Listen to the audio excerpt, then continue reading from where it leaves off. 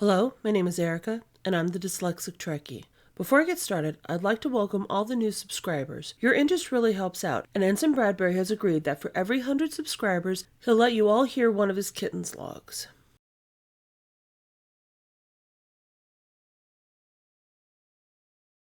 This video was harder than I expected it to be.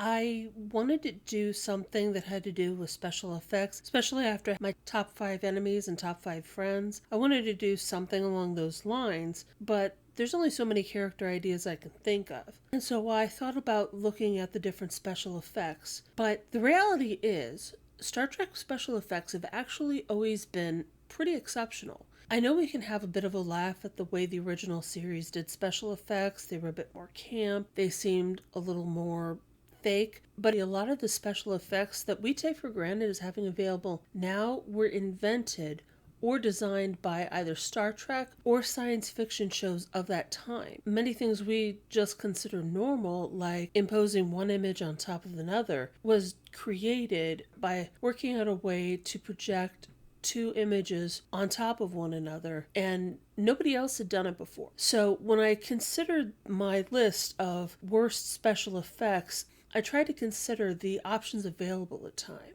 And unlike some of my other ones, these aren't in any specific order because I don't really feel like it's fair to rank them. Some of them are from the original series, some are from the Next Generation, and one is from one of the movies. I don't think we can put them in comparison to one another because the technical abilities from each era are so vastly different.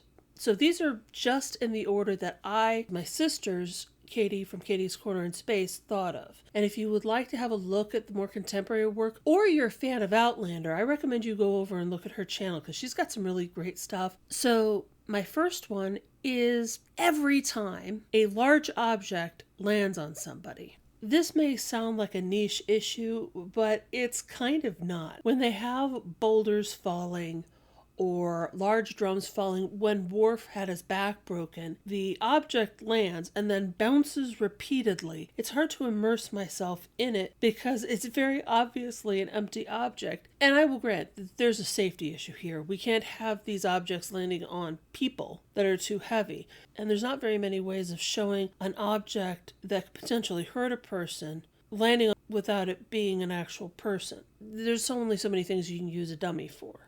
But I've thought about how that could have been handled better. There are certain materials that if they land on the ground, they're just not going to bounce the way a normal object would, while it's still going to have the mass but a lighter weight. You can flatten one end so if it lands correctly, it's not going to bounce because it doesn't have the buoyancy of a rounded object. But it's an issue when they have fake boulders fall too. This may sound very, very niche, and again, this isn't a greatest or least issue. It's just something that when I see it, it becomes very obviously fake very quickly. The second one on my list, and again, in no specific order, are the Farpoint space aliens. The message in the story is just wonderful. I love the idea that for good reason, Q is trying to convince Picard that the only answer is to shoot and kill these creatures. They could be hostile.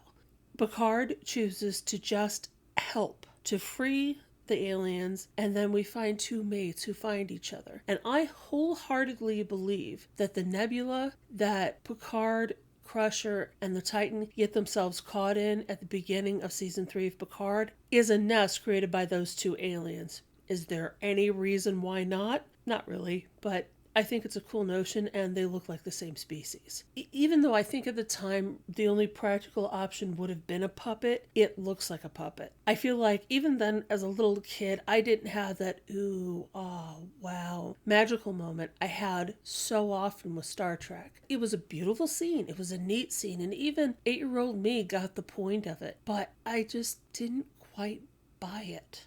If the rest of the episode hadn't been so intense and so cool to me, I probably wouldn't have even liked it very much. Now, my sister came up with two ideas that honestly I think made really good points. The first one, and the one I'm adding to the list officially, is the two-handed punches.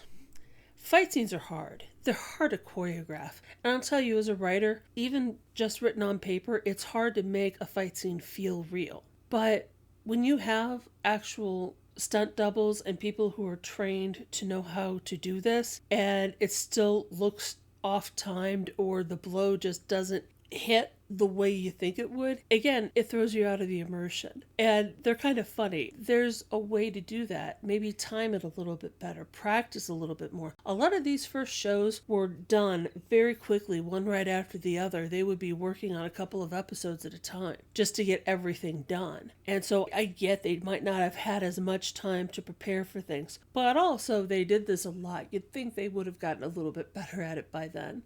The next on the list, I put as the TNG conspiracy episode Aliens, and that includes when the person exploded. And the reason why it's there isn't so much for the way they looked. When the little guy scurries across the floor, I think it looked absolutely like stop action photography, and that probably was the best they could do at the time, so I kind of give them a pass at that. But part of the reason why it threw me out of immersion as a kid was every other time a phaser hit a person, either the thing should have phased away or he should have just fallen over. But what they did didn't make sense in the way things had worked previously, and also it didn't even look real enough for the time. Now the last one is something I find funny from the original Star Trek motion picture. And it's when Spock mind melds with V'ger. Now again, this is me as a little kid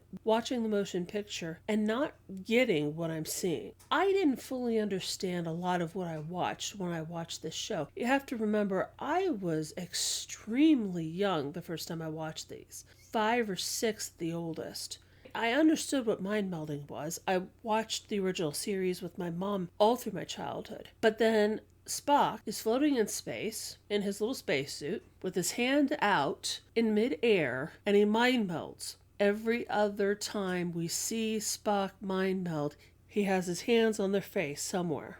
But he manages to do it through the space. I could have even almost believed it better if he didn't mind meld until they actually got onto the asteroid where V'ger was and placed his hands on that. I could have bought that. But they had the glowing lights around him, his hand out up in the air, and none of it fit together. And I count this as special effects because of that. It doesn't look like he's even touching the light. It's just sort of out there, sort of inside it. It just didn't work. Which you could say the last honorable mention is another one my sister came up with, and when she said it, I bought it 100%. Every single time somebody comes out frozen. The first time in Encounter at Farpoint, and the second time in The Naked Now. Tasha Yar is frozen, and as she put it, it looks like a fire suppressor has been blown on her, and she's just covered in that. And the other two, they again look like they have fake snow all over them. It just doesn't work, and it's funny more than it is bad. So I hope you enjoy this. If you have any stories or ideas for the channel, please share them. And if it's pertinent to things going on at the time, I may even rearrange my schedule to do it first.